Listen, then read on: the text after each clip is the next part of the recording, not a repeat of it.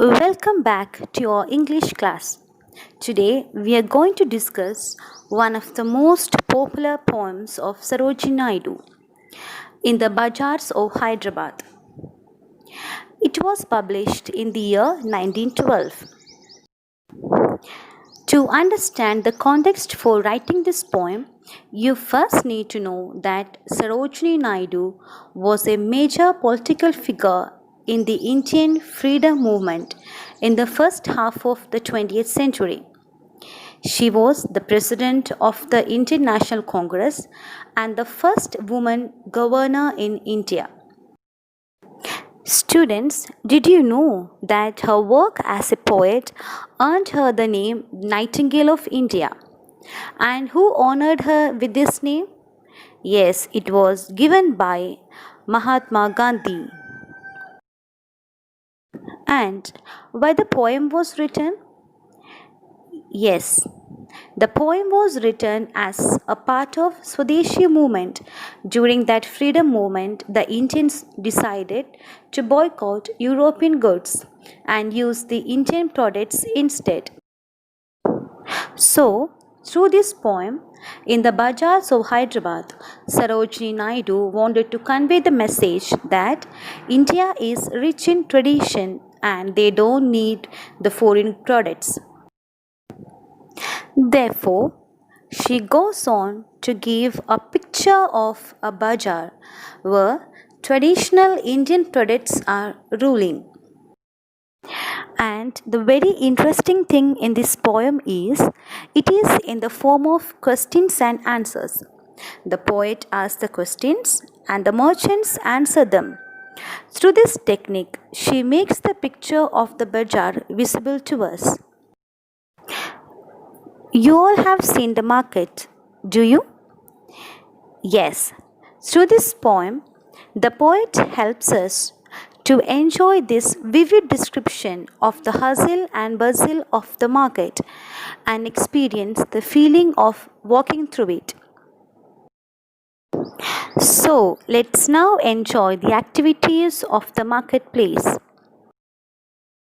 What do you sell, O ye merchants? Richly your wares are displayed.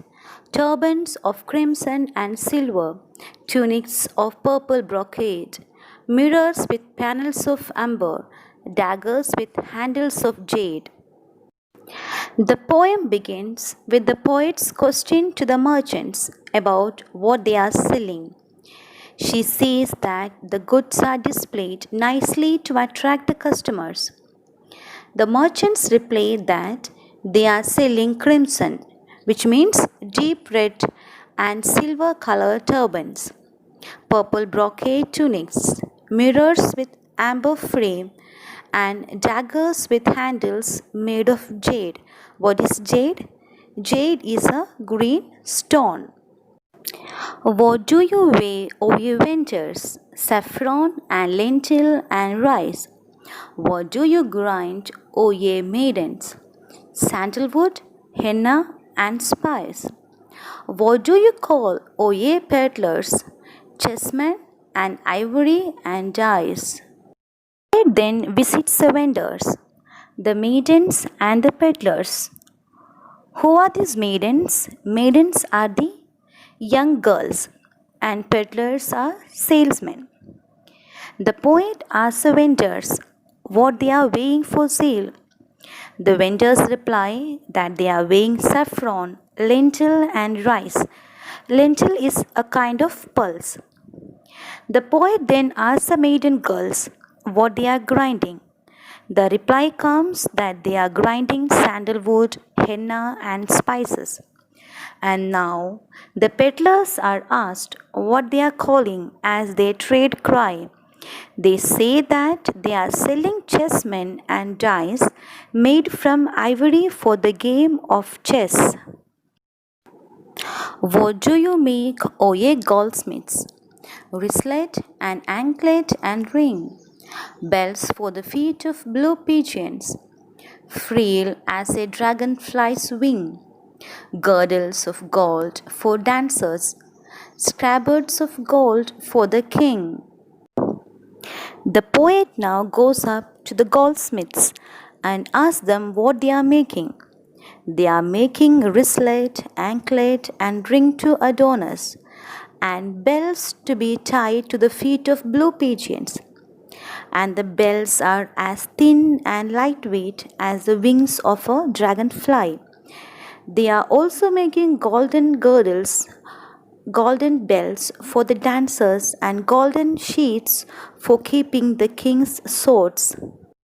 What do you cry, O ye fruitmen, citron, pomegranate, and plum? What do you play, O musicians, sitar, sarangi, and drum? What do you chant, O magicians, spells for aeons to come? The poet now asks the fruit sellers what fruits are they selling. They answer that they are citron, pomegranate, and plum. Now, as the poet asks the musicians what instruments they are playing, they reply that they are playing on sitar, sarangi, and drum. After that, poet goes to the magicians and asks them what they are chanting. The reply comes, they are chanting the spells to bring in Aeons, a divine power, who would help him perform his magical tricks. What do you weave, O ye flower girls, with tassels of azure and red, crowns for the brow of a bridegroom, chaplets to garland his bed, sheets of white blossoms new garnered, to perfume the sleep of the dead. In the last stanza of the poem, the poet asks the flower girls what they are weaving with the azure, which means deep blue, and red tassels, which is strands of flowers.